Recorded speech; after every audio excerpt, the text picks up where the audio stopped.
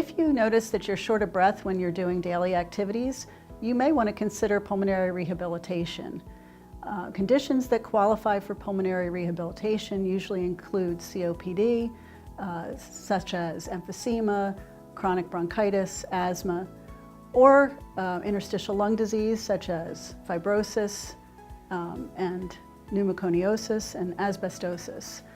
You would need to get a pulmonary function test, which has to be ordered by your doctor.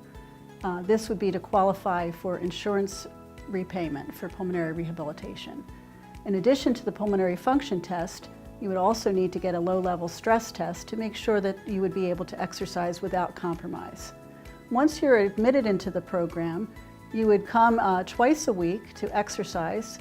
We start out with a very minimal amount of exercise as tolerated, and we would like to advance you as tolerated to make it easier to do your daily living activities.